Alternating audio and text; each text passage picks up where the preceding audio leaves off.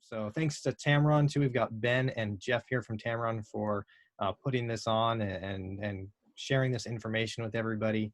If you don't know me, my name is Chris. I work with Action Camera. We are a local store here in California with locations in Roseville, California, and Reno, Nevada. So the good news is Reno has actually been open since Monday for curbside pickup. And in California, we are told that as of tomorrow, Friday, and then Monday through Friday from there on out for now, we will be open and have people in the store available for curbside pickups. We can't let people in the store, unfortunately, yet, not quite yet, but you can order online or call us at the store, order over the phone, and then we will have it ready for you for pickup at the front door. And we're also, of course, always available to answer questions. We're doing virtual classes like this too, or you can always reach out at email through our contact page on our website at www.actioncamera.com or send an email to info@actioncamera.com. So with all that said, I'm going to go ahead and turn it over to Ben and Jeff. Use chat if you have any questions. There is a raise hand feature, and maybe after the fact, we can do some live Q&A if you guys want to.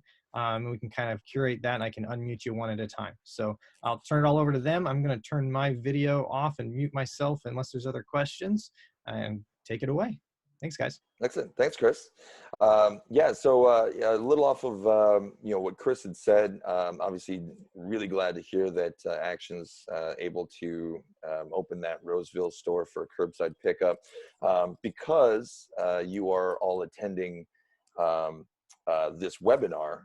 You're actually getting an opportunity for $25 to $50 in bonus rebates on Tamron lenses. That's most of the lenses in the Tamron line, and those rebates can actually be stacked with our current national rebates, which can be pretty extensive on select lenses. And then, of course, there's a Mother's Day special going on now through the 10th for any APS-C shooters. The 18 to 400 has $100 off instant savings.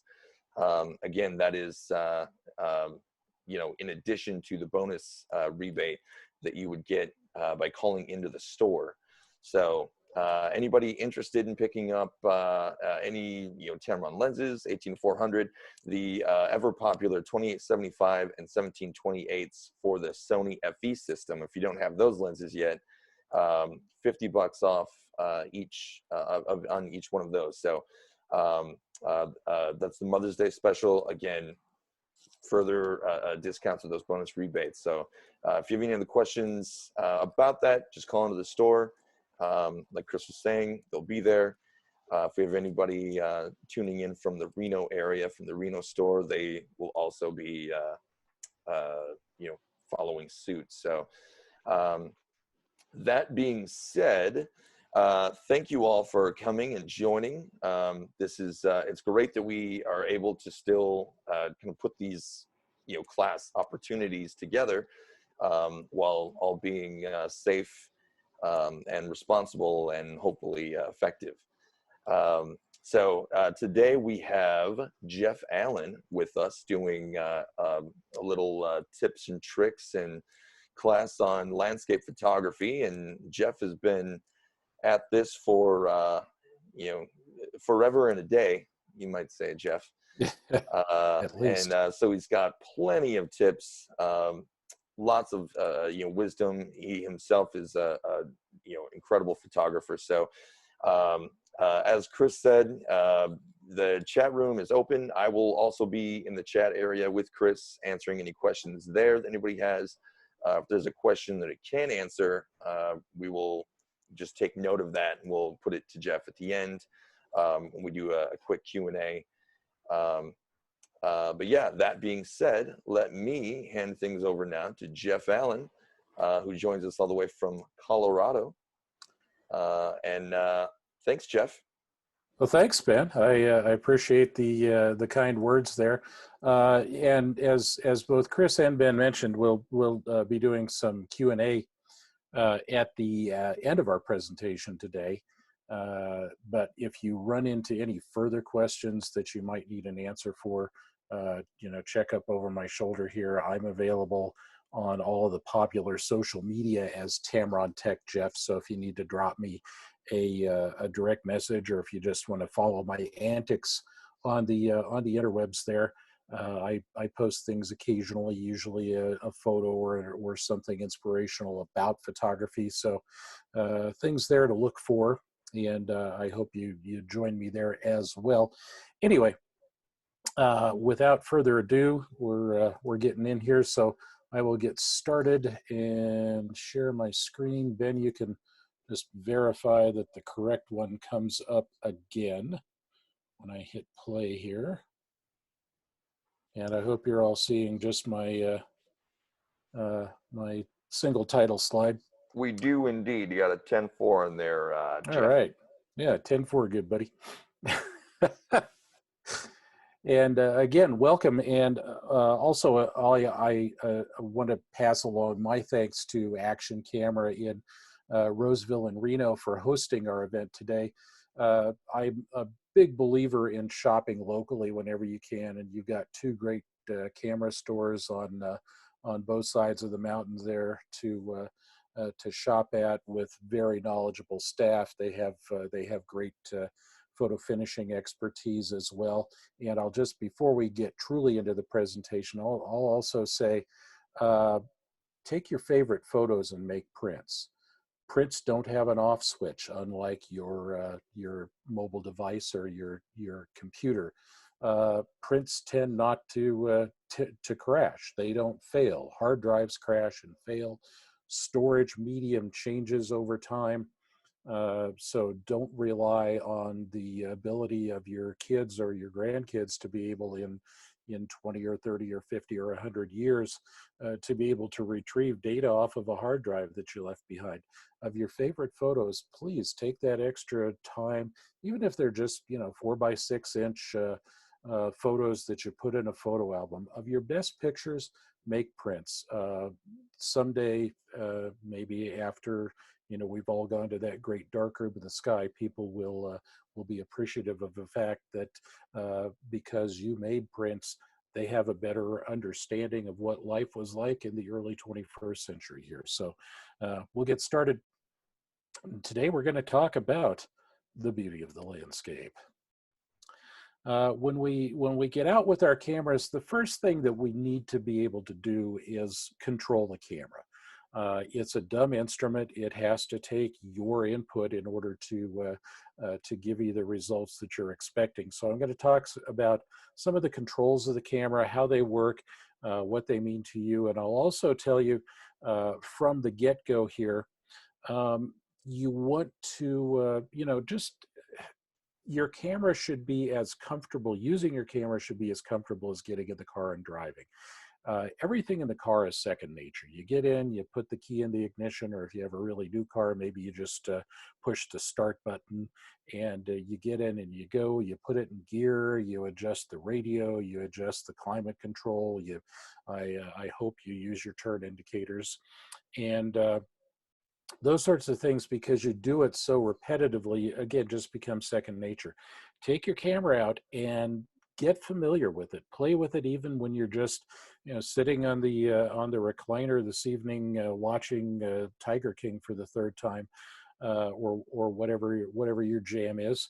To go over the camera's controls, be familiar with them, so that when you're out in the field, you know where to go to adjust your ISO, to adjust the shutter speed or the aperture, or turn, if you have a camera with in-body stabilization, turn that on or off if necessary, so that you're not frustrated with it.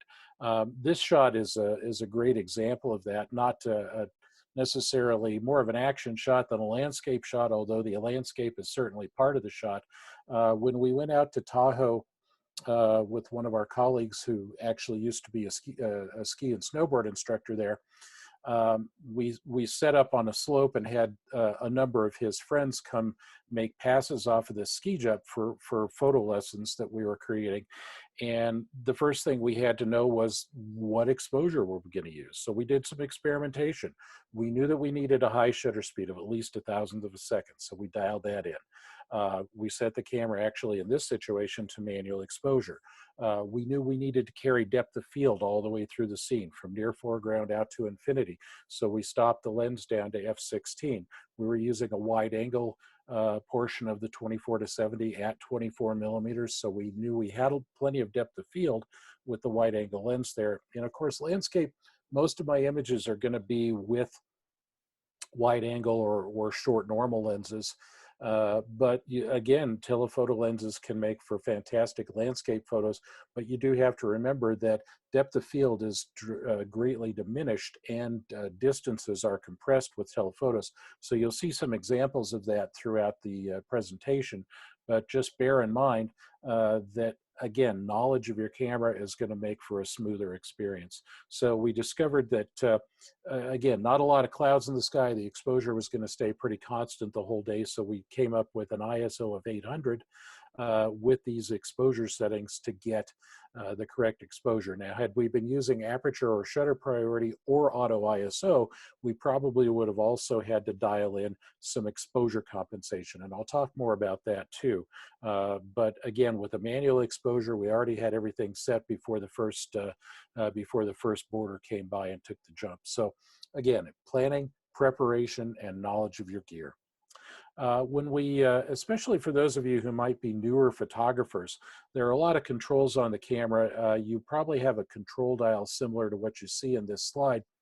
And you may have that green box, the auto everything, and that can be your best friend, but you don't want it to be your best friend forever, because what you'll end up with, again, the camera, as I said earlier, is a dumb instrument. It doesn't know, it wants to please you, it wants to give you a good exposure, but you can end up with perfectly exposed blurs because the camera doesn't know if your subject is stationary or in motion. Your camera doesn't know if you're using, well, it may have sensors to know if you're using a wide angle or telephoto, but it may not give you the exposure that you want. So you'll eventually graduate from that green box to program. Program gives you a little bit of control. Then you can go to the scene modes where you can tell the camera, oh, I want to shoot landscape, or oh, I want to shoot action, or oh, I want to shoot close-ups where you see that icon of the flower, or maybe you want to do portraits where you see the icon of the head. And all those can help you, again, get better results. But over time, you're going to want to learn how to use the aperture and shutter priority and manual exposure. And these things, everybody's a photographer until the dial gets switched to M. So that's how I learned photography. I didn't have automatic exposure. I had to learn what the shutter speed was, what the aperture was, and how those things interrelated with the film speed I was using. Yes, I started with film, and put those together to get an exposure meter reading that I either trusted or knew that I needed to adjust from. So we'll start with understanding shutter speed, and shutter speed may be for landscape a little less important, but still it's an important part of your learning process. So you want to understand shutter speed in terms of it's a fraction of a second until you get into full second exposures or longer, and you know the larger the number, like 1/1000th, 1/250th, or so on. Those are just one. That's that little slice of a second, that fraction of a second that the shutter opens and closes, and allows light to strike the sensor. So the higher shutter speeds allow you to freeze motion. Lower shutter speeds may require you to use stabilized lenses or stabilized camera bodies if that's available. Now, most Tamron lenses have stabilization. The ones that don't usually don't, because they're designed to be used on cameras that have in-body stabilization. So again, know your camera, check your owner's manual, check with the experts at Action Camera if you need more information about the availability of that in your tools in your camera bag. So those things are important. Now, as you get to longer shutter speeds, eventually stabilization won't give you enough control to be able to control camera shake or motion blur, and then you're going to need to go to a tripod. And when you go to a tripod, you'll have to experiment again with your particular equipment, but generally speaking, best on a tripod to switch off the stabilization mechanism. It'll benefit you because stabilizers look to correct for camera shake or lens shake or motion. And if it's not there, now stabilizers can't freeze a subject in motion, but they again add stability to your platform. So again, on a tripod, a stabilizer looks for motion that may not be there, and it could actually start fluttering and give you a more blurred picture than if you were even attempting handheld. So again, general rule of thumb, doesn't always apply. On a tripod, switch the stabilizer off. So we'll give you some starting points for shutter speeds, and if you want to grab a quick screenshot of this, I'll leave it up for a few moments, or grab your phone and take a snapshot of it, or again, contact me or contact the folks at the store later. And again, this is being recorded, so you'll be able to review the video later if you wish as well. But generally, if your subject is motionless, 125th of a second or below, you're going to be fine. Again, the longer shutter speeds, much below a 60th of a second, you may need to consider some stability like a tripod. If your subject is moving slowly, walking, maybe up to a 250th of a second. If they're jogging or running, maybe a 500th to a 1000th of a second. If you're photographing birds and you want a little bit of motion in the feathers, maybe a 500th.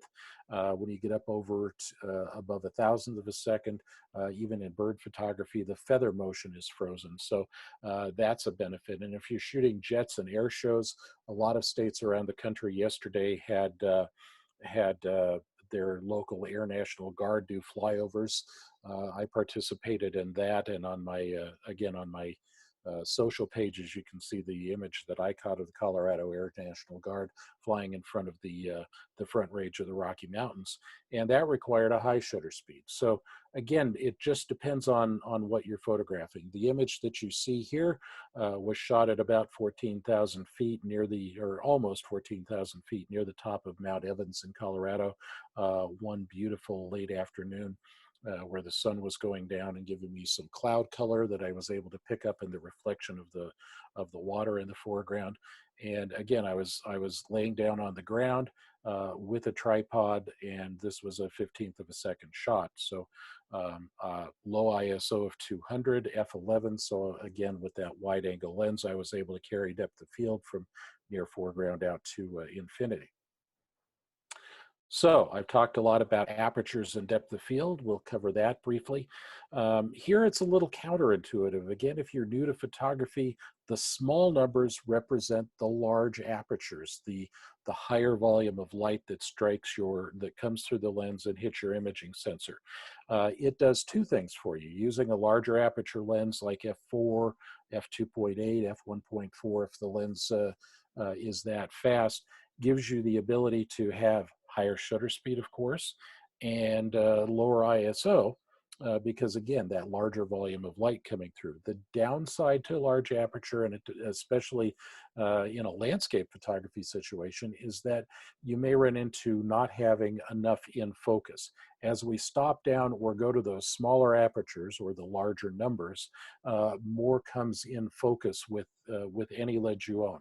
Again, depth of field is inherently greater in what we call normal lenses or wide angle lenses, and it diminishes pretty rapidly as you increase magnification with telephotos. So it's something that you're going to need to experiment with your particular lens arsenal that you have in your camera bag and your camera to see what works at what aperture.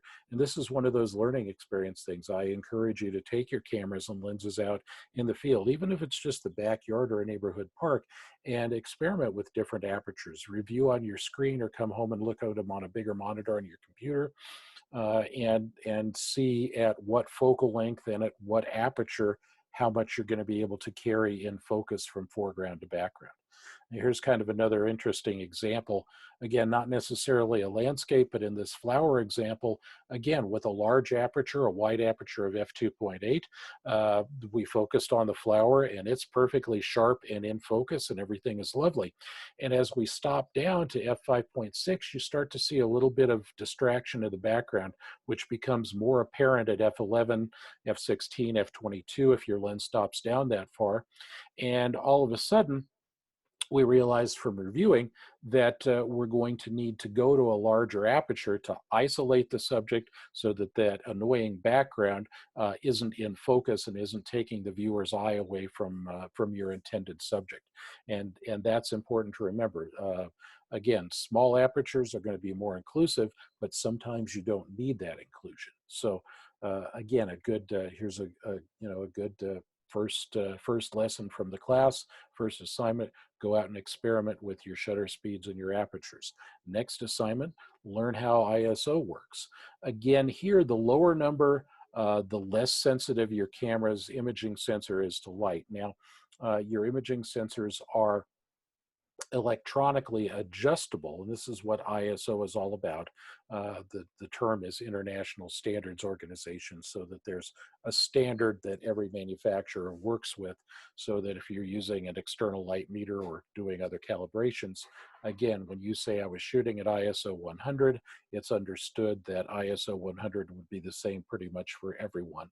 And again, the lower numbers here give you better sensitivity, better color saturation, better sharpness, but sometimes, depending upon the shooting situation, you may need to go to higher ISOs. You may need to go, I'll routinely shoot daylight at ISO 400, especially if I want a lot of depth of field, or if it's a partly cloudy day, so that I can carry all the depth of field I need and still have achieve the shot I want.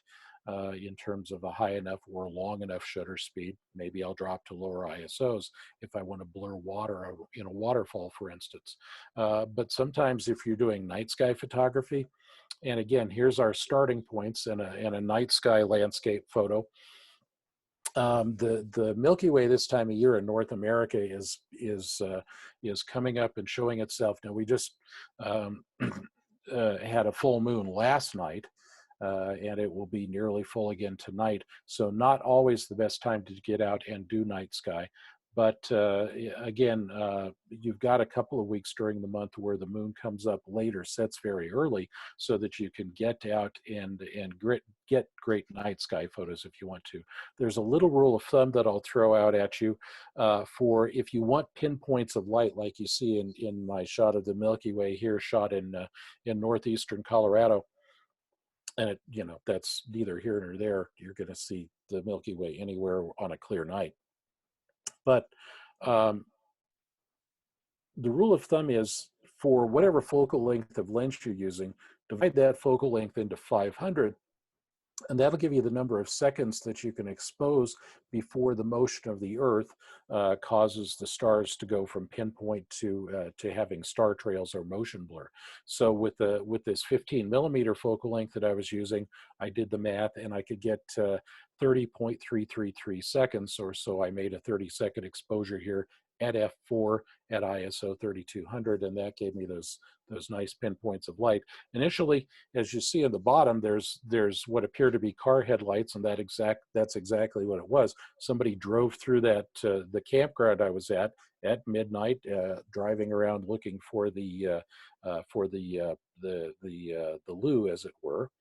And so I was kind of annoyed by this initially, but then in reviewing my shots, I realized that it actually gave me some detail in the foreground that was lacking where I just had the tree line flowing through the shot previously. So again, sometimes unintentional things will happen that turn out from being annoyances to being happy accidents.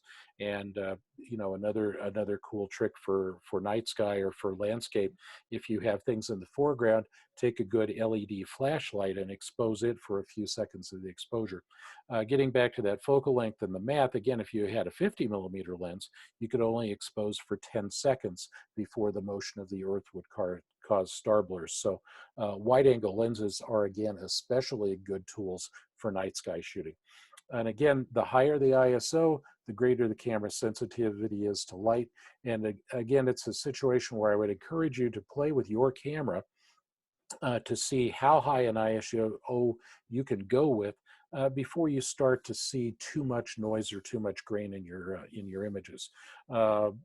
Newer cameras are going to perform better than older cameras at high ISOs, But what I recommend to do is go out in the backyard again or to the neighborhood park and shoot at different times of day and play, but kind of shoot the same subject and shoot at different ISOs. Start at the low ones, the 50 if your camera goes that low or below, or 100, or then maybe shoot some at 200, 400, then jump to 8 and 1600, maybe even 32 and 6400, and come home and make prints, or go to Action Camera, or if you don't live in their neighborhood, to your favorite camera store, and have some 8x10s made so that you can really critically review what you're going to see in terms of how your camera handles noise with those different ISO sensitivity settings.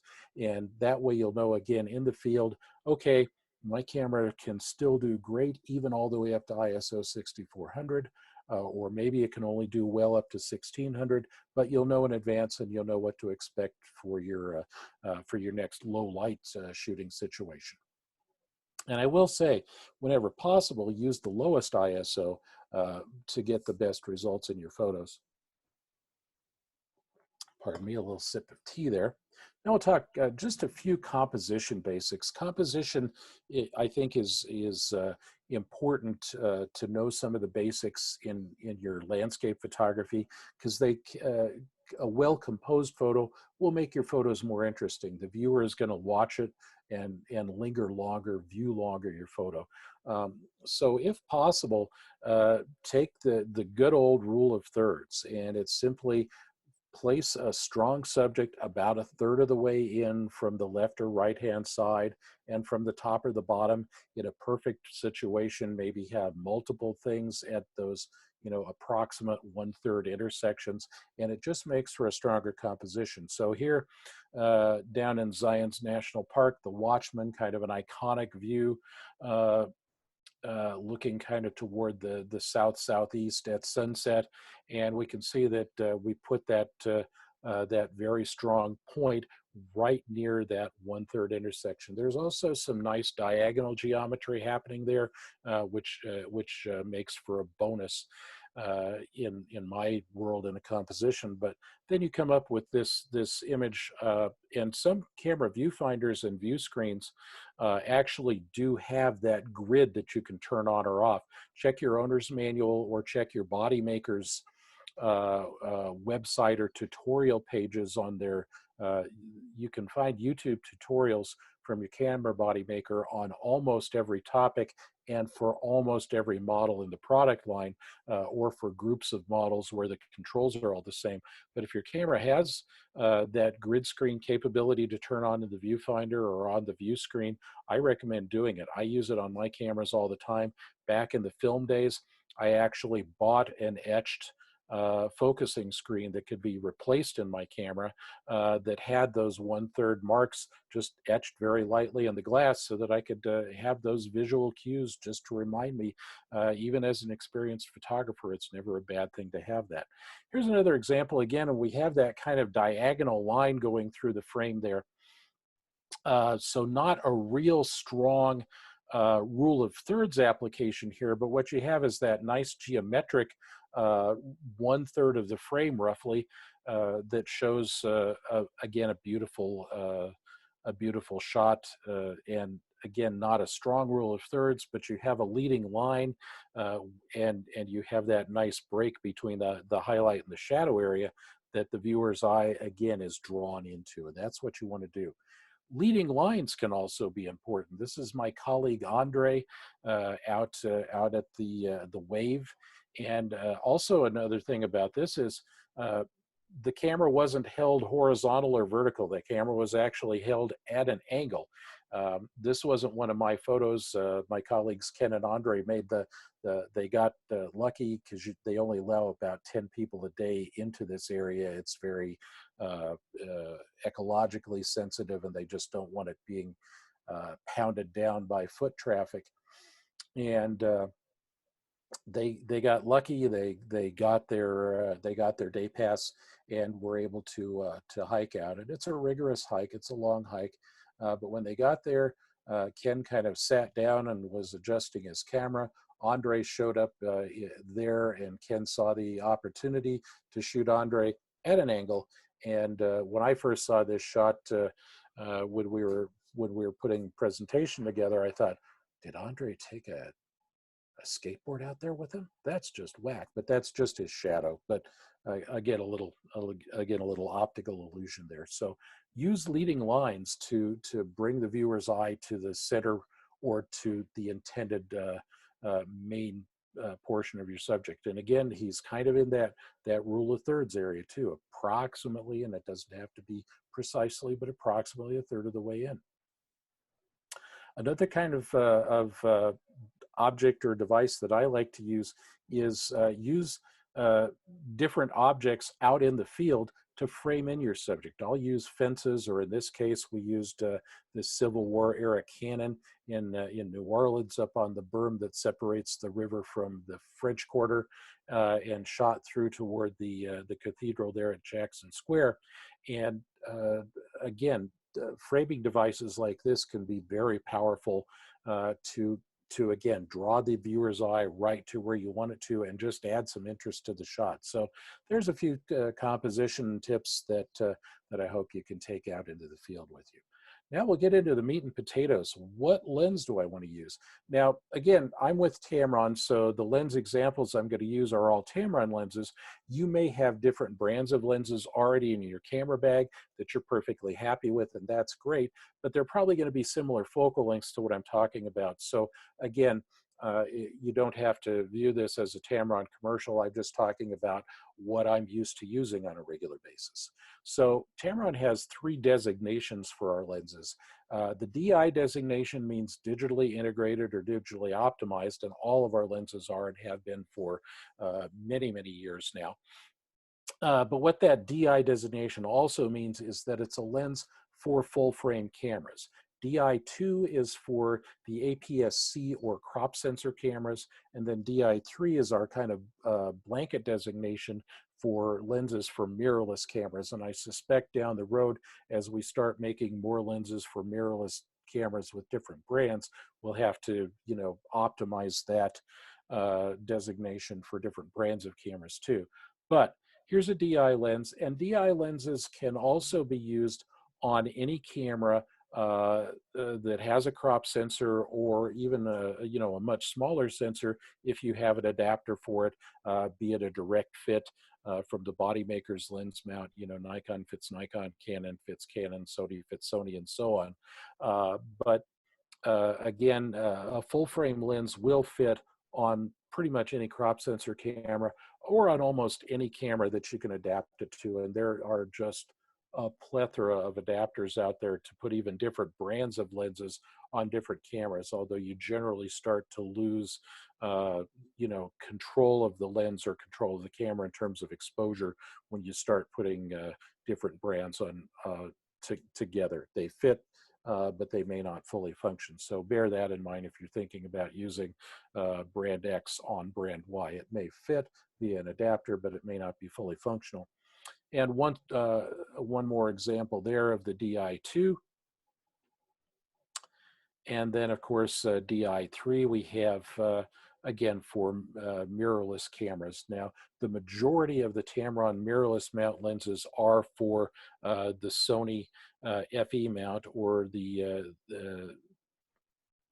or again, any of their mirrorless cameras, full frame, or their crop sensor cameras. But we do also make one very nice little all-in-one lens for Micro Four Thirds.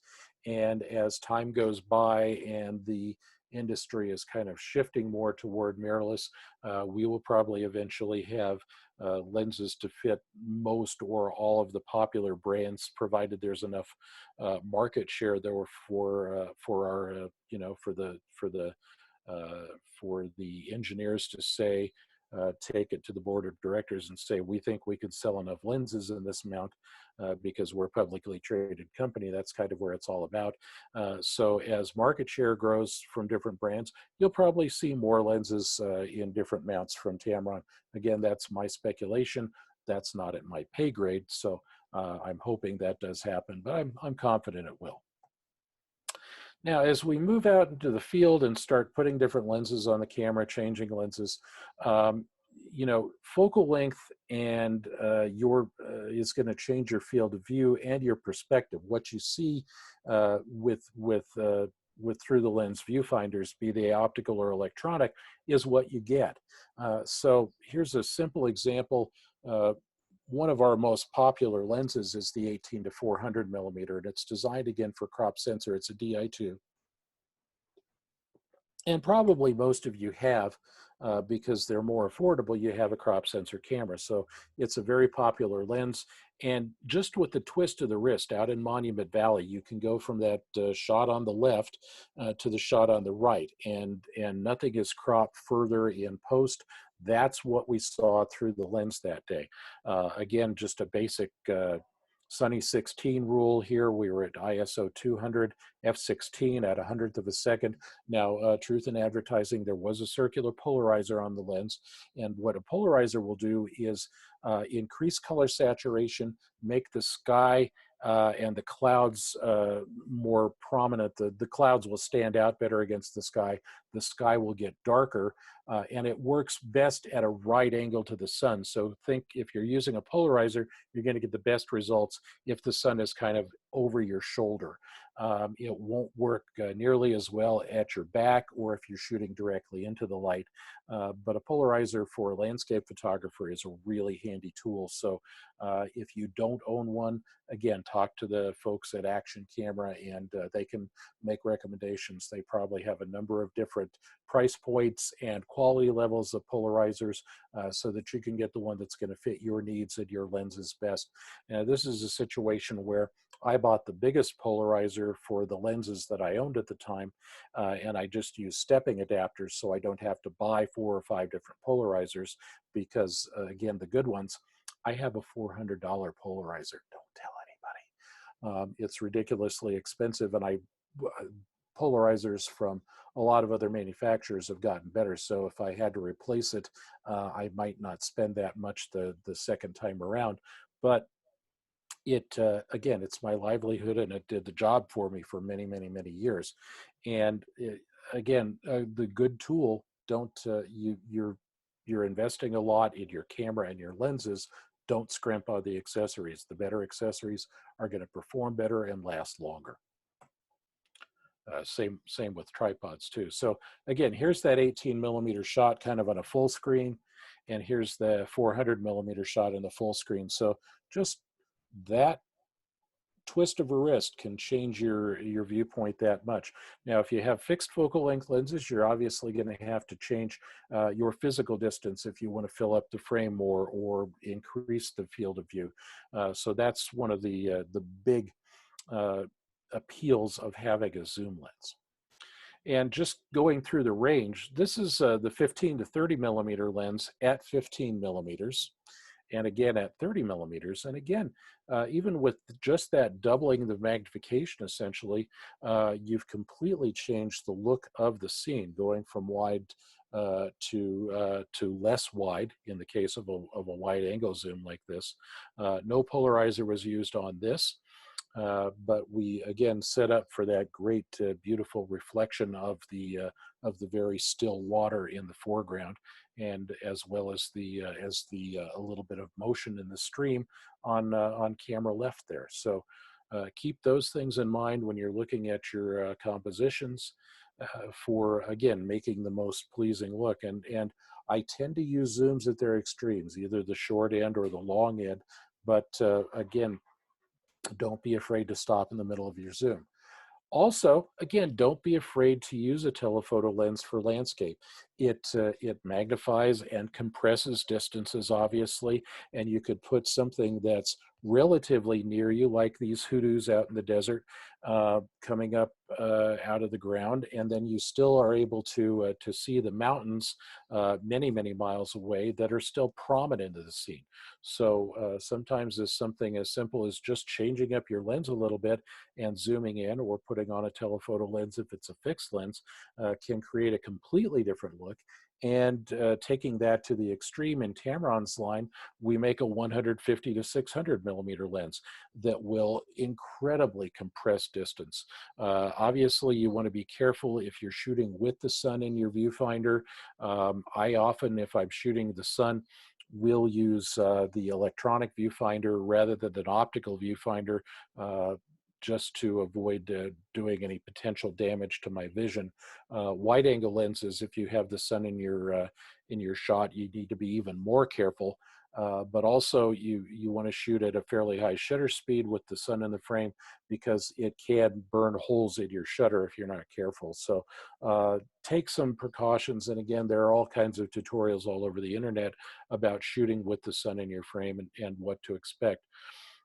So here again, very low ISO of 100, a 2,000th of a second at f/16. So we have that nice silhouette in the foreground of that foreground detail.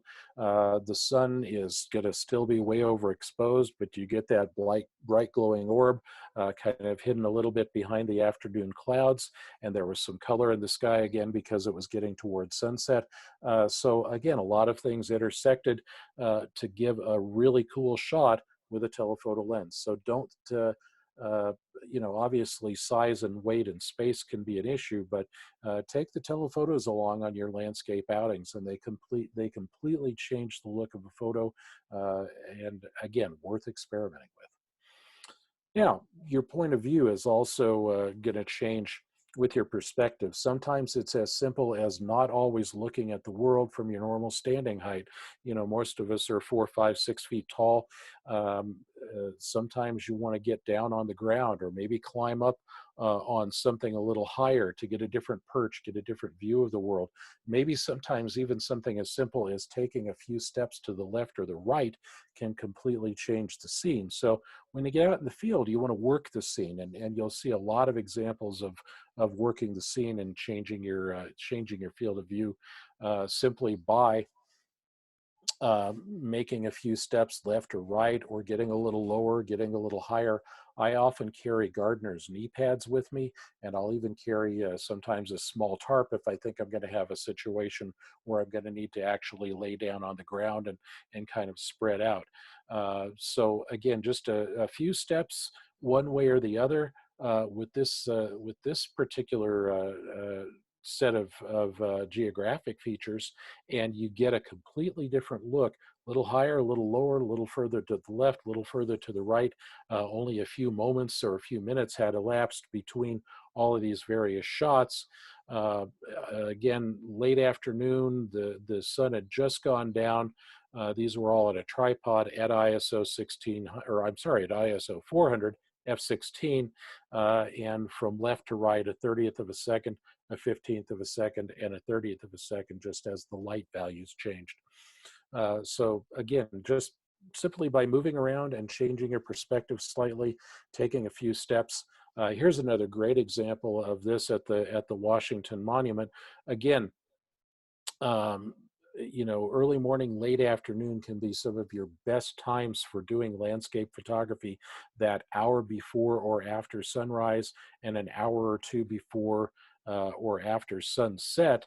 Again, same kind of thing. It completely changes the look. And a few steps left or right. Here, again, very low light situation, ISO 400 at f/11, tripod, and just as we moved around various shutter speeds, and we'll let the camera's light meter do what it thinks is right here, and maybe do a little exposure compensation as well. Also moving around and working the subject, as I mentioned, zoom lenses zoom, prime fixed focal lengths don't, but sometimes you have to move your feet regardless of whether you have a zoom or a prime lens. And, move and zoom. The upper frame here was shot with the 100 to 400, and at 100 millimeters, we have that whole branch of cherry blossoms. At 400 millimeters, zoomed in, and just isolated a single kind of twig at the end of the branch with the cherry blossoms.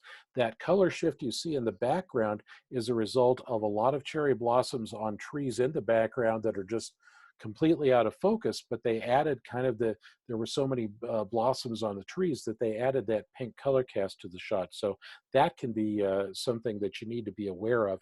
Watch your foreground and background relationships and see what the backgrounds are like. Now, also switching lenses. We put on the 90mm macro lens. It had rained that afternoon and actually taken a lot of the cherry blossoms off of the trees. So we got down on our hands and knees and we're photographing the cherry blossoms floating in a puddle, and then stood back up and with that macro lens got right in on just a single cherry blossom. That blue color in the background is actually a blue hoodie that one of the other people on the shoot was using. So I had them move around into the scene to give me that that very cool blue against that warm pink hue of the cherry blossom. So again, think about those kinds of foreground and background relationships in terms of colors, as well as just what the physical or visible background is. So sometimes you can change just by again moving left, moving right, or maybe having taking along something as simple as a friend with a colorful piece of clothing. I know photographers who will take photos of out of focus landscape and drop them in behind flowers if they're shooting, so that they have a nice neutral background. That they'll take the photo intentionally out of focus, go home, print it, mount it, and then take it back out to photograph flowers in the field. So again, another little tip and technique that might work out. I've talked again about using foreground and background elements. Up in Rocky Mountain National Park, the elk were grazing up along Trail Ridge Road late summer one afternoon, and the rangers, of course, up there want you to keep your distance from the wildlife. It's best for large mammals like this to stay at least 25 yards away. If you're looking, at bears and wolves, probably a minimum of 100 yards away to be safe. And bring along a slower friend, so if they do start to charge, you can run and survive to tell the story. A little bit of bad humor there. But I used the fence as that framing mechanism, as I spoke about earlier. And I was shooting at f/16, midday ISO 200 at 250th of a second. Didn't use a polarizer on this shot because I was shooting to a nice blue part of the sky. And just a very simple, straightforward shot, but I used that framing device with a wide-angle lens to make the elk, which would have been pretty small in the frame otherwise, but our mind's eye enlarges them so they look bigger in this particular shot because I used the framing technique. Now, also I mentioned, don't put the camera away at night. There are these two whale tails. They're giant. They're probably 20 feet tall, buried in a berm next to an interstate freeway just at the edge of Burlington, Vermont. And I saw these driving into town on a day I was doing a workshop with a camera store there. And I thought those could make an interesting looking photo. And so I kind of tucked it in the way in my memory. It was pouring rain at the time.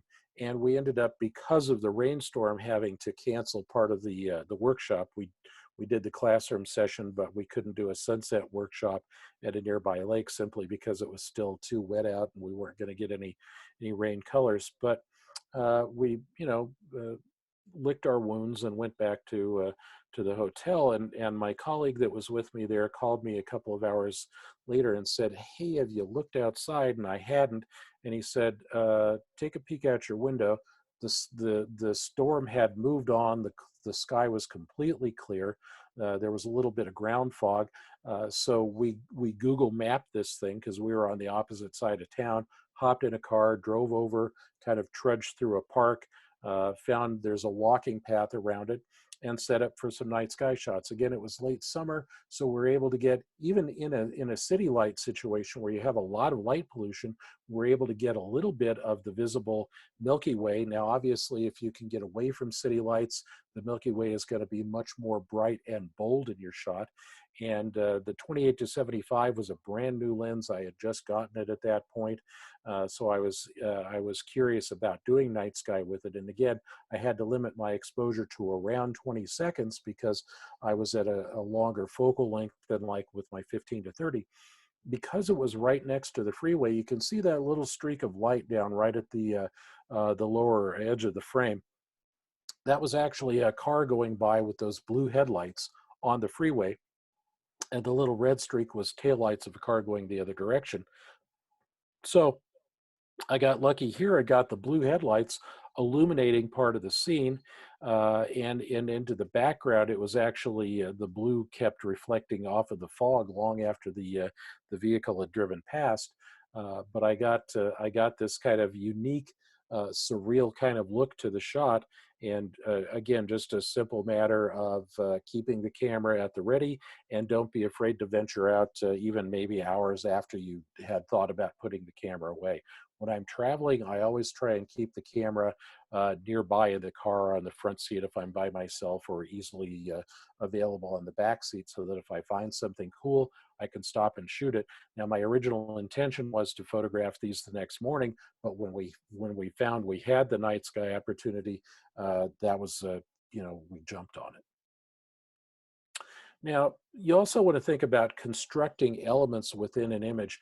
Again, what focal length you use, how you zoom in and zoom out, looking for those leading lines or patterns, how you want to emphasize your composition, and light on dark relationships can also be very important too. So going out in the field, and here's a situation where using two different lenses uh, on a subject made for a completely different look. Uh, good good rule of thumb for waterfalls is you're going to want to use your camera on a tripod, a release cable or a remote release if you have one. If not, use the self timer on your camera so that for a longer exposure you don't have any vibration in the camera. Again, typically stabilization in the camera body or in the camera lens needs to be turned off for this. And I found that the best waterfall shots are generally in the 15 seconds or shorter. Sometimes I'll go 20 or 30, but generally 1 second down to as long as about 15 seconds generally gives me that beautiful flow that I'm looking for without having to worry. And again, shooting on a calm day helps if there's any trees or branches so that they're not fluttering in that period of time. And sometimes you do have to go to shorter exposures, maybe stick closer to the 1 second than the 15 seconds if there's a breeze blowing, so that movements in plant life in the scene are less noticeable. But just both of these shots were done at ISO 50 on a tripod, very straightforward, 15 seconds at f/16, just a completely different look with two different focal lengths of lens. The 18 to 400 was at 18 millimeters to get that really wide feeling, and then the 2470 was actually shot at 70 millimeters to give that tighter framing. As I mentioned, keep the camera handy and available. I live in, as was mentioned, I live in Colorado, and there's a national wildlife reserve near the Denver airport that many years ago they brought in a herd of bison, which has flourished and grown as bison do. And if I have time, a few times a year going to or from the airport, I'll stop and drive through the wildlife reserve and see where the bison are. And this day I was lucky; they were grazing right near the road. Obviously, there are signs up. You don't want to get out of your car and follow the rules. But this was just leaning out of the window of the car. Again, I was fortunate in that I had nice clouds in the sky, and the bison were contentedly grazing. As you can see, I have that nice crossing light from the left. No polarizer again used in this shot, but just a very simple ISO 100, 125th of a second at f/16, basically the Sunny 16 rule, and I got a nice beautiful composition there. And you'll notice the rule of thirds is in play. That horizon line is roughly a third of the way into the shot. You want to keep the horizon away from the center of your frame if you can. If you're shooting reflections of water, sometimes the horizon can be in the center, and you have that nice upper and lower play in the frame. But typically, I will go for a shot like this, even with water reflections, where I will move the horizon line to the upper or lower third of the frame. And again, just a nice late afternoon shot, low ISO on a tripod. Here ISO 100 f16, a 15th of a second, because it was about 20 minutes after sunset, and I got that nice color that's still almost blown out in the sky. But again, shot with one of my favorite focal lengths, the 45 millimeter Tamron. I absolutely love for people pictures, but it makes for a very nice landscape lens as well.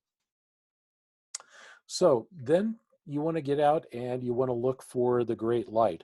A lot of my shots, I realize, are made late afternoon, evening, after dark, or early in the morning, because when I'm at work, when I'm on the road working, doing events for Tamron, generally the middle of the day or from morning until sometimes late in the evening, I'm at work helping people pick the right lenses or learn more about photography. So I have a lot of afternoon and evening and early morning shots in my repertoire. This was another example, the 35 millimeter f1.4 lens, which has a phenomenal $200 instant at the cash register rebate on it right now. I hope that's still in effect now that I've said that. I'm pretty sure it is. I had just gotten it at a workshop. The company had actually overnighted it to me. But I didn't have a chance to shoot it at the workshop other than to show it off at the trade show. So got home, landed at the airport late afternoon. The sun was going down. Got the car out of the parking lot, and I saw that it was going to be a spectacular sunset. So I headed over to a state park near the airport and went right to the lake to look for those reflections. Now here, the horizon is just a scotch below the center of the frame, but everything fell together. Beautiful sky. I had a little tree in the upper right hand side to add a little bit of anchor. I had that diagonal shoreline. There was a kid who was fishing on the shoreline, and just again, everything fell together. ISO 100 on the tripod, 100th of a second at f5.6. This could have easily at 100th of a second with that focal length been a handheld shot, but I shoot more often on a tripod with my landscape photography, just to assure that I'm getting that sharpest picture possible. So a wonderful shot. I posted this on the park's Facebook page that night, and the whole Colorado State Park System actually asked for permission to use my photo, which I granted to them, and it became a little bit more famous, and I was able to show off a brand new lens to boot. Yeah, again, different times of day can make a difference in what you're shooting. At the Grand Canyon, we got very lucky very early one morning. There was a temperature inversion, so the clouds were actually down in the canyon rather than above our heads. So the air above the canyon was warmer, and when the clouds formed, they were down in that cooler air below the warm layer of air that was kind of at the surface level. So again, the time of day, just before sunrise and then just after sunrise, you have that beautiful, very cool light before sunrise. It warms up as the sun comes up. And then back a week later at the end of the trip, a slightly different perspective. The snow had melted. There was another storm coming through. This time the clouds were above the horizon. So again, different times of day, and even as the weather changes a few days apart, keep going back to the same location to get different different things. Now again, f16 ISO 100 on a tripod, and just various exposures as to what the light meter thought was correct there. Not a whole lot of need for exposure bracketing in any of those shots. If you get a chance if you're ever in Spokane, take a day or two or an afternoon or a weekend to drive down to the Palouse area just south of Spokane. This shot was made atop the Steptoe Butte, which is a giant butte that just comes up out of the middle of this beautiful farm country.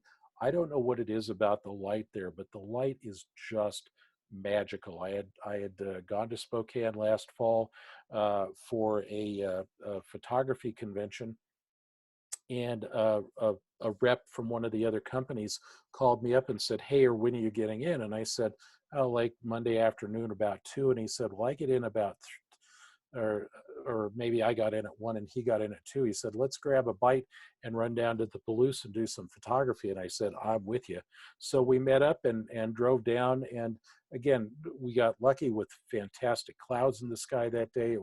It was September, so the harvest was just done. And you have this beautiful rolling farm country. They were starting to turn the dirt in some of the fields after the harvest. But it's a magical place. And if you're ever in that part of the country, definitely take some time, even if it's just a few hours, to go explore that part of the country. And I'm definitely going back next time I'm there. And this was shot with a circular polarizer, by the way. Again, on a tripod, ISO 200 f16, 1/160th of a second. And again, with that polarizer to really dial in that blue of the sky, because the sun was basically just off of my shoulder there for this shot. Now, also, don't be afraid in post to think about converting images to black and white. This was with the 85mm, which we always think of as a portrait lens. And this was right off of my daughter's back porch. And looking toward the foothills of the Colorado Rockies, there was some storms moving through, as you can see. And I envisioned this. I always capture in color, and I do as much as I can right in the camera, but I'm not afraid to go back and convert things to black and white, or to add a little sepia maybe in post. But I cropped it very wide because there was a lot of clutter in the foreground, and above what you see there was just more gray cloud without a lot of definition or detail. So again, don't be afraid to do a panoramic crop, even if you shot with a normal or a short telephoto or even a longer telephoto, or do a panoramic crop with a wide angle in your post, and you can come up with some beautiful results. A couple of other quick things. Wrapping up here, experiment with high dynamic range. A lot of cameras now offer this as a built-in feature. I shot this a few years ago before the cameras that I was using had HDR built in. So what I did here was, again, locked down on the tripod. This is about 20 minutes after the sunset. The bottom of the canyon is completely dark, even more or less to the naked eye. And the up around ground level, there was still plenty of light. Our eyes were adjusted to that, and the clouds of the sky were actually blown out. So I made 3 separate exposures, put the camera in aperture priority again, and I shot one shot 2 stops under. So I was at ISO 100 f16, and I did a 500th of a second. That got the sky dialed in, so I was able to properly expose for the clouds. Then I did one for what the meter thought was right at a 60th of a second. That got the kind of the middle layer of the shot, and then down into the canyon, 1/15th of a second got me the detail in that dark, deep shadow area, and then brought them home and merged the 3. And you can merge these in Lightroom and Photoshop. Almost any post-processing program has a merge program that you can do the HDR merges into. And there are a number of post-processing programs that you could do more and more things with HDR. But that's just a simple HDR thing. And now most newer cameras have it built right into the camera, where you can go into a menu and set it up for HDR, and it'll do all the calculations and make the exposures and merge one photo from 2 or 3 or 4 shots that the camera actually makes just very quickly. So that's a fun thing. Capturing movement, again, a lot of landscape is going to be slow moving, but occasionally you get challenged with a very fast moving subject. water, or in this case, a lightning bolt. I use a device from MK Controls called the lightning bug trigger, and it attaches to your camera, plugs in where the cable release would go, and it sees the infrared of the lightning before the visible burst happens and triggers your shutter. And got lucky with this. There was lightning striking, and it'll obviously trigger your camera even if lightning isn't in the frame, if it's off to the right or the left, or even cloud to cloud lightning above you. Now, you want to be very careful if you're storm chasing. Get out of the way of the storm before it gets too close to you. And here I had done a manual exposure. I wanted to expose for the clouds and that little bit of color. It was late afternoon, the sun was going down. I wanted that color, so I did a manual exposure. Here I needed ISO 400 at f11 at an 80th of a second, and then I just I set that manually on the camera and just, you know, hope that I got a good lightning bolt somewhere in the frame. And out of about 50 or 60 shots that the camera took before that deluge of rain got to me, I got that great shot. So again, sometimes it's also going to be patience and experimenting and just, you know, keep working the scene and working the subject and hoping for the best. I am also not afraid to use filters. This was shot a couple of years ago when Colorado was experiencing some wildfires. That orange glow of the sun was from all of the smoke and particulate matter in the air, but I still needed to get my foreground with that motion blur of the water, because this was middle of the afternoon.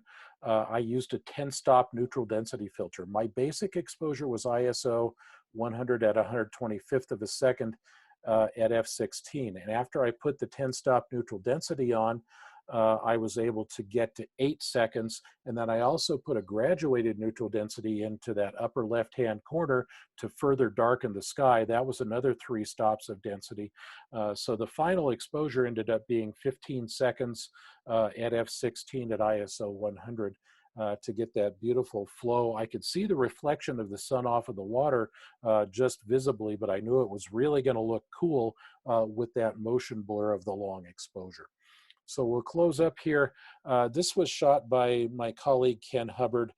He's single and travels the world a bit more than I do. This is in Iceland, and they call this place Diamond Beach.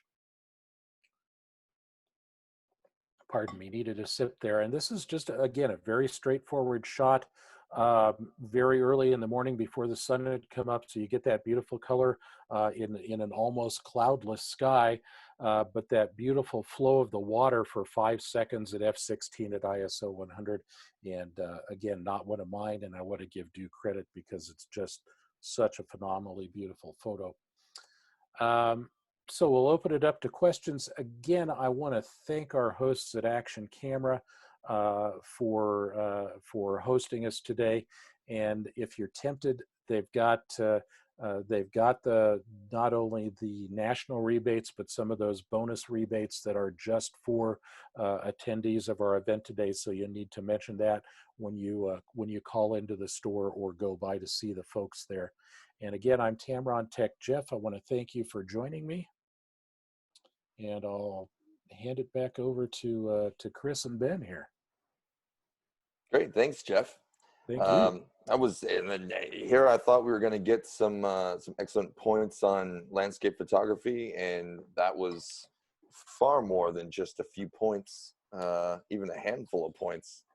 So hopefully that was enjoyable and educational for everybody else, as it was for me. I always enjoy seeing your shots of your framing of your landscape photos, because you know, that's something I personally also like to do a lot of. It just you know, makes it a little more I don't know, draws your attention into those areas. Yeah, it adds simple interest, and you can do it like, you know, like we did the cannon and the fence, but you can use tree branches or anything that's going to help add interest to the scene.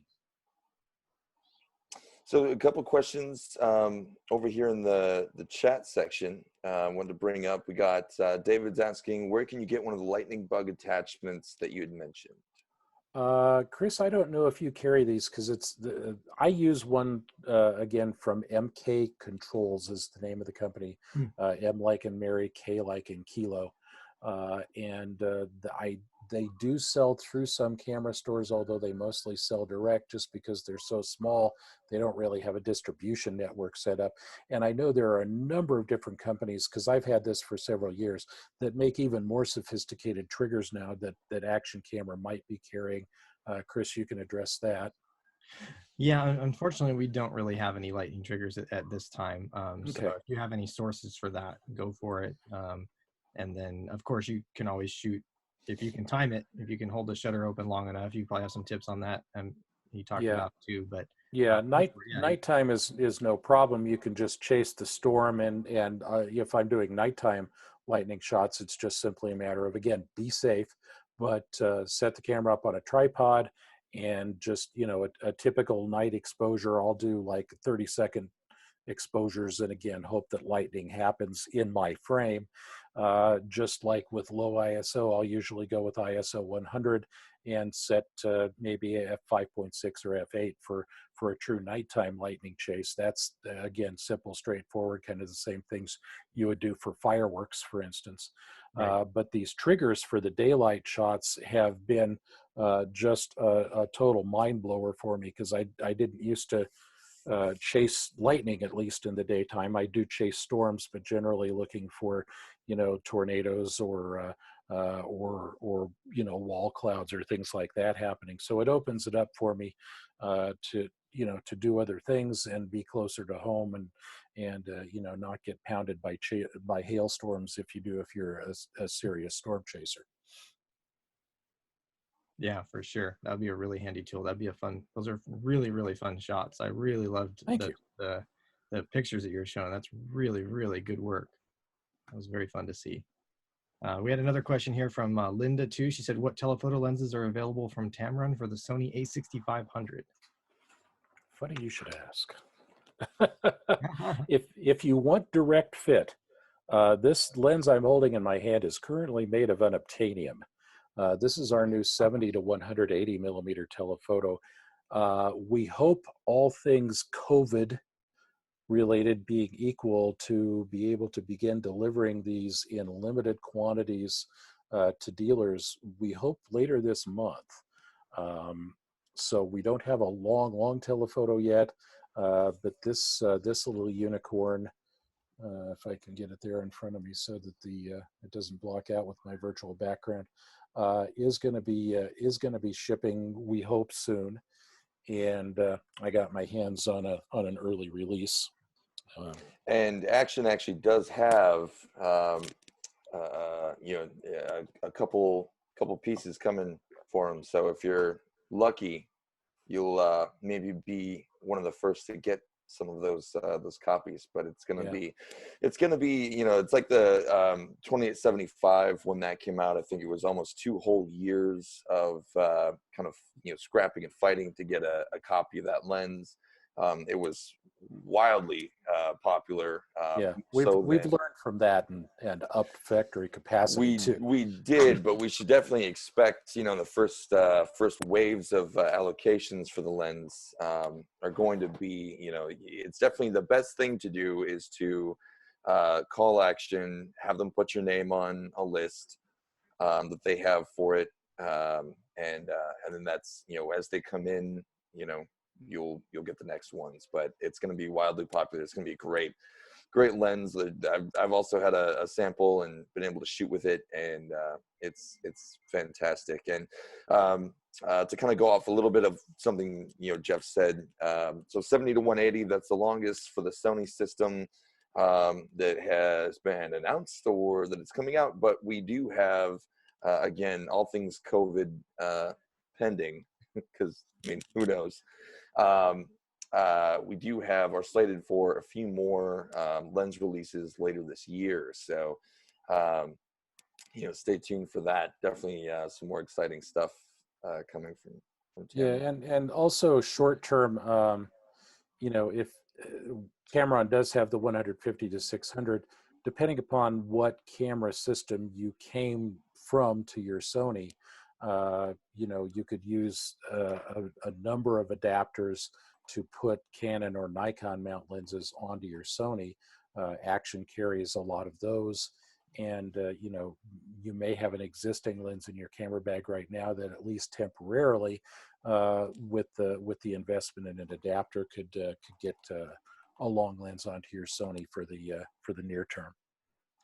Yeah, give us a call. We can talk about different adapter options depending, like Jeff said, depending on the mount. Certain ones, the Canon mount ones tend to be the most compatible with autofocus and electronics wise.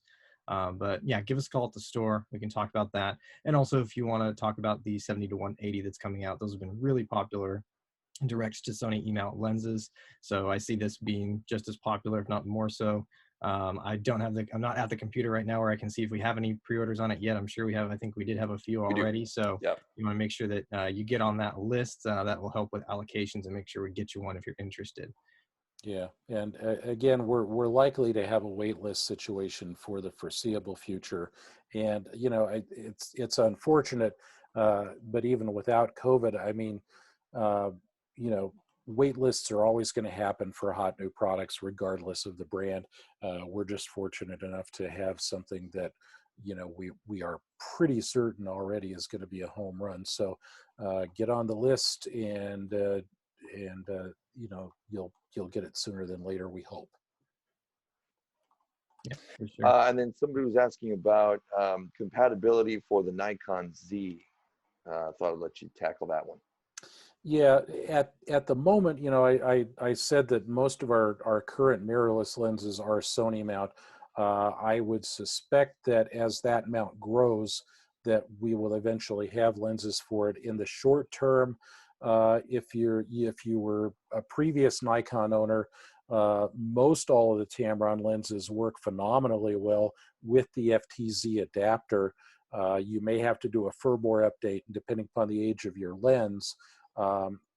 It's something that may have to come back for a firmware update to Tamron's service center once the state of New York allows us to open back up to receive shipments. Or if you have availability of getting our tap-in console for our newest lenses and our G2 lenses, you can do those firmware updates at home. Chris, the store may have them, and as things again open back up, that's something that I don't know if you offer that as a service in the store or not, but that's also a conceivable. Yeah, we usually do have those in stock. So if you needed Okay. one of those, we will offer to help in the store if you own your own. We don't usually have one that we have around Right. for anybody's use because they're usually just brand new ones for Yeah. purchase. Yeah, and they sell pretty fast too. Yeah, they do sell pretty fast. Right now, we won't be able to let people into the store, but we're always happy to help walk you through that if you have any trouble with that at home. We could even set up a quick one-on-one Zoom teleconference. I'm happy to help with that, but usually even over the phone, we can get you up and running. So. And they're really, really pretty easy too, as far as you basically just you plug in the tap-in console, $60, plug it in and plug it into your or hook your lens onto it, and it just kind of does a lot of the work itself. Yeah. So you'll be prompted with boxes, okay or cancel, I think is really all it is. And just a couple of those, and a few minutes later should be good to go. But yeah, so some of them might need that firmware update. A lot of the ones, I believe, Jeff, tell me if this is wrong, but I believe a lot of the lenses that are should be in stock now that are shipping, everything in the lens line will already have those firmware updates. So Yeah. kind of back to what Jeff was saying, I believe there's only maybe one or two of the more, I could say, obscure lenses in the line, or older lenses that don't have firmware updates. Everything else should work like a native lens. Right. If you're Nikon, in this case, Nikon Z system, and every one Yeah. of the DSLR lenses should work like a native Nikon lens with the adapter on the camera. Yeah, and very much the same thing for the Canon ARP. I know out of the box, there aren't too many lenses in the Canon R system that even needed firmware updates, but there are those occasions where that might be something as well. But again, via the body makers adapters, Tamron is unique. We're a huge lens manufacturer, and we build stuff for other people. No big secret there, other than that's as much as I can say because I don't want to get fired. There are non-disclosure, but we work closely with the body makers so that, again, we're getting that code from them as soon as they are willing to release it. So we're able to do the firmware updates. And again, all the newest lenses, until newer firmware updates come out, are definitely going to be workable. I see a question there about Pentax, and I'm sorry to say we don't have any current models in the Pentax mount. I love those cameras. I know they have fantastic features, but at the moment, again, we are a public company too, and the engineers have to go to the board of directors with a projected number of lenses that they think we can move over a period of time in any given mount, and right now that they don't quite hit that threshold. So don't want to be a bummer, but it's just it's reality.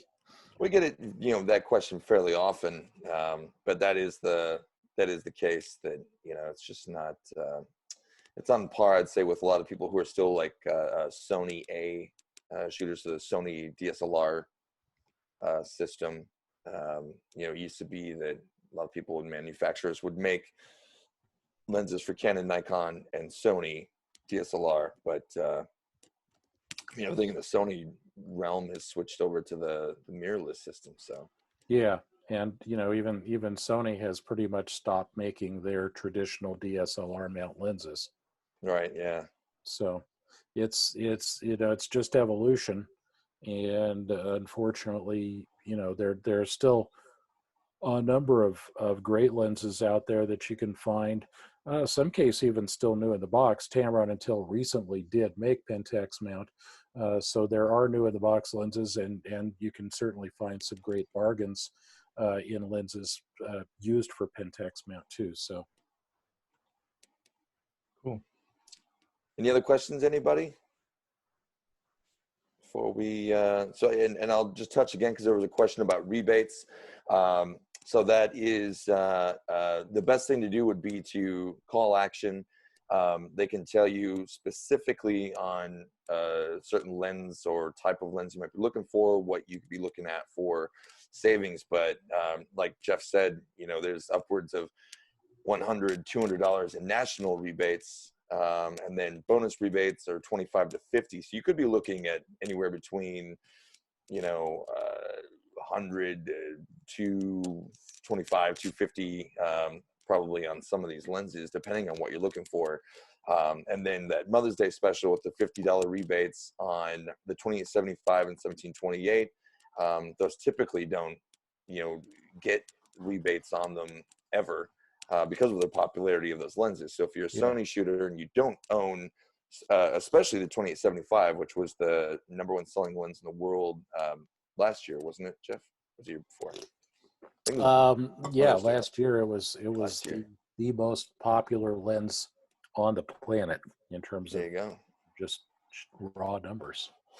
Great lens. So yeah, if you're shooting Sony, you don't have that one yet, definitely got to get your hands on that lens. But there are no other questions. I guess we can wrap it up here. But quick plug, this is the first. We've got 2 more webinars. Thursdays with the Tamron, essentially, at Action. So stay in touch with Action. They will be sending out that information. Make sure you register and get on for those. I know we're doing macro for, I think, the next one, and then night sky photography or just nighttime photography for the third one. So definitely, keep in touch with those. Keep in touch with Action. Again, this video will be available. Action will probably guessing, Chris, that you guys will email this out to everybody or something. Yeah. an e-blast. Yep. Once we're done with this, I'll get that ready and up to YouTube, and we'll send everybody a link. So Very Fantastic. cool. I've got a list of everybody that signed up, so you all get an email. So watch for that. Okay. And it'll just be available on your YouTube page for anybody to view, correct? Yeah, I can make it public. We've usually been sending out kind of unlisted copies for our classes, but I'll just open this up so anybody can see it. Yeah, we're happy to share. Cool. All Awesome. right. I love that. Cool. So, cool. Yeah. If there's no other questions, again, thank you, everybody. Reach out to Action Camera. If you have any questions, we can always get you in touch with Ben or Jeff or forward questions through to them too. And then, yeah, call the store if you want more details on those rebates. We'll make sure the employees have the paperwork and know what's going on there. So thanks again, everybody. I hope everybody has a great rest of your day and stay safe. Thank you. Yeah. Shop local and make prints. That's right. There's the takeaway. That's right. Last little 2 cents of wisdom from Jeff Allen. You bet. Thanks again. I do agree with that 100%, though. I also big fan of making prints of your favorite shots, putting them on your wall, and like I'm surrounded by a bunch of mine, and they just make it a happier space. Yeah, and they make great gifts too. Yeah, that's true. Give a little piece You of yourself. are living in the digital world and you haven't done that ever, or you haven't done it in a long time. It's actually really rewarding to get to physically hold that picture in front of you and see it much bigger than a little iPhone or a Absolutely, yeah. And somebody's not swiping past and looking at it. Ooh, cool. Next. Yeah. Ooh, cool. Next. Double tap like. Yep. Right. Exactly. All right. No. Cool. Well, all right. Well, thanks again, guys, and Chris and everybody else. We will we'll look forward to seeing you guys next week. All right. Sounds Alrighty. good. Yep. See you at the next one. Thanks, Jeff. All right. Sounds good. Thanks again. Thanks, everybody. All right. Thank you.